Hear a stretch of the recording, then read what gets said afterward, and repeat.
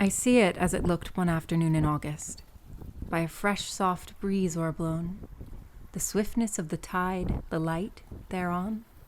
a far-off sail, white as a crescent moon, the shining waters with pale currants strewn, the quiet fishing smacks, the eastern cove, the semicircle of its dark green grove, the luminous grasses, the merry sun in the grave sky, the sparkle far and wide, laughter of unseen children, cheerful chirp of crickets, and low lisp of rippling tide. Light summer clouds, fantastical as sleep,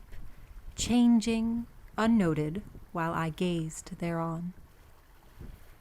All these fair sounds and sights I made my own.